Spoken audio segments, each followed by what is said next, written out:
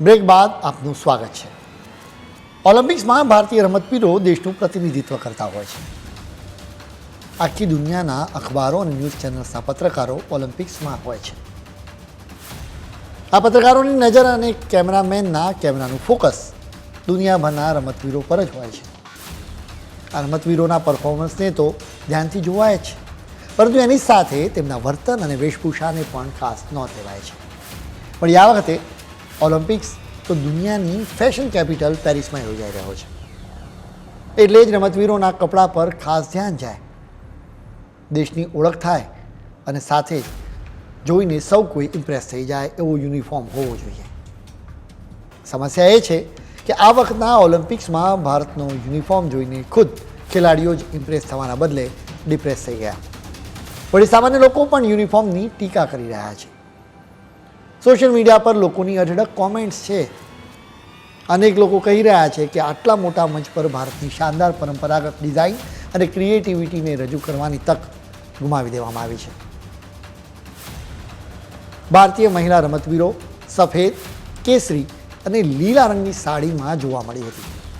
એ સિવાય તેમને સ્નીકર્સ અપાયા હતા. પુરુષ રમતવીરો સફેદ કુર્તા પાયજામા અને એક જેકેટમાં જોવા મળ્યા હતા. આ જેકેટની કિનારી પર લીલો અને કેસરી રંગ જોવા મળ્યો હતો. આ યુનિફોર્મ સામાન્ય લોકો અને રમતવીરો બંનેને ગમ્યું નથી. બેડમિન્ટન પ્લેયર જ્વાલા ગુટ્ટાએ આકરી ભાષામાં ટીકા કરી છે. તેણે એક ટ્વીટમાં લખ્યું હતું કે આ વખતે ઓલિમ્પિક્સમાં ભાગ લઈ રહેલા ભારતીય રમતવીરો માટે બનાવવામાં આવેલા વસ્ત્રો ખૂબ જ નિરાશાજનક છે. પહેલાં તો બધી જ છોકરીઓને સાડી પહેરતા આવડતું જ હોય એ જરૂરી નથી. ડિઝાઇનરે શા માટે કોમન સેન્સનો ઉપયોગ ન કર્યો? બીજું, રંગ અને પ્રિન્ટ ભારતીય સંસ્કૃતિની સુંદરતાથી બિલકુલ વિપરીત છે.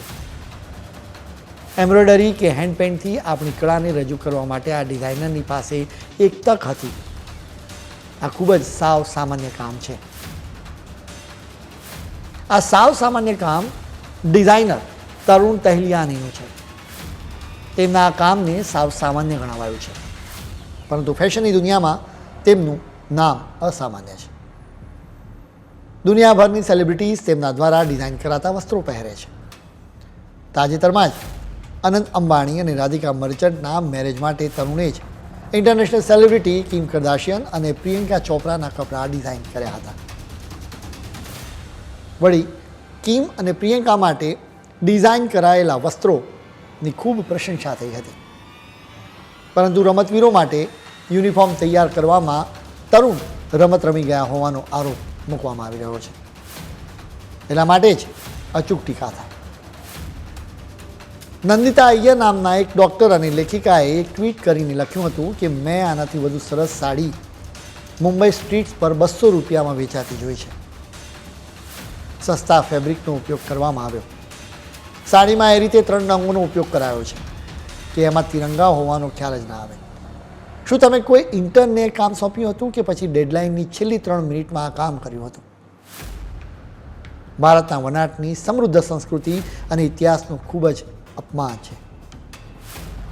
ભારતીય કળા અને સંસ્કૃતિની આખી દુનિયાએ કદર કરી છે. આપણી બનારસી, ખાદી, ફુલકારી, બાંધણી, પટોળા અને પશ્મિના સહિતના જાદુઈ વસ્તુને જોઈને વિદેશીઓ પણ મંત્રમુગ્ધ થઈ જાય છે. જો કે તરુણ તહલિયાનીની ભારતીય સંસ્કૃતિ અને કળાને રજૂ કરતી આ સુંદરતાને સંપૂર્ણપણે અવગણવામાં આવી છે. તરુણ તહલિયાનીની ડિઝાઇનની ટીકા કરતા અનેક ટ્વીટ્સ કરાયા છે.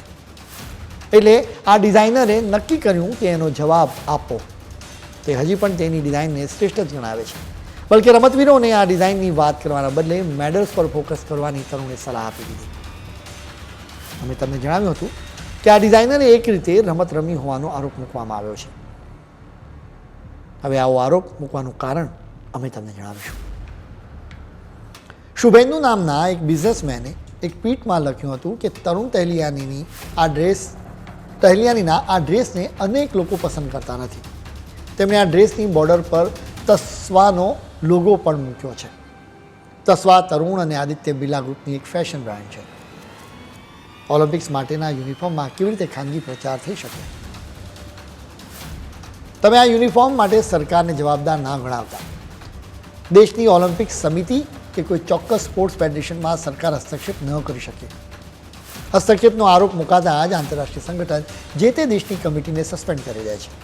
ગયા વર્ષે શ્રીલંકાની સરકારે હસ્તક્ષેપ કર્યો હતો, જેના લીધે આઈસીસીએ શ્રીલંકા ક્રિકેટ બોર્ડને સસ્પેન્ડ કર્યું હતું. આ જ કારણસર સરકાર કે સ્પોર્ટ્સ મંત્રાલય ઈચ્છવા છતાં પણ રમતવીરો માટેના યુનિફોર્મમાં હસ્તક્ષેપ ન કરી શકે. એટલે કે આ યુનિફોર્મ માટે સંપૂર્ણપણે તરુણ જ જવાબદાર છે. તરુણે આ સિવાય પણ કેટલાક વિવાદો જગાવ્યા છે. 2019માં તરુણ નવી દિલ્હીની જામિયા મિલિયા ઇસ્લામિયા યુનિવર્સિટીમાં CAA એટલે કે સિટીઝનશીપ એમેન્ડમેન્ટ એક્ટ વિરુદ્ધ પ્રદર્શનમાં સામેલ થયા હતા. બલકે એક્સ એટલે કે ટ્વિટર પર કેટલાક યુઝર્સે સવાલ પણ પૂછ્યો હતો કે તરુણે CAAનો ખરાબ યુનિફોર્મ બનાવીને બદલો લીધો કે શું. સિટીઝનશીપ એમેન્ડમેન્ટ એક્ટ એટલે કે નાગરિકતા સુધારા કાયદા વિશે ગેરસમજ ફેલાવનારાઓમાં તરુણ પણ સામેલ થયો હતો. આ કાયદાથી કોઈ પણ રીતે દેશના મુસલમાનોની નાગરિકતા છીનવાઈ જવાની નહોતી. આમ છતાં મુસલમાનોની નાગરિકતાને જોખમ હોવાના ખોટા પ્રચારને તરુણે પણ એક રીતે સપોર્ટ જ આપ્યો હતો. આ કાયદામાં અફઘાનિસ્તાન, પાકિસ્તાન અને બાંગ્લાદેશમાંથી 31મી ડિસેમ્બર 2014ના દિવસે કે એના પહેલાં ભારતમાં આવેલા હિન્દુઓ, શીખો, બૌદ્ધ ધર્મના લોકો, જૈનો, પારસીઓ અને ખ્રિસ્તીઓને નાગરિકતા આપવાની જોગવાઈ છે.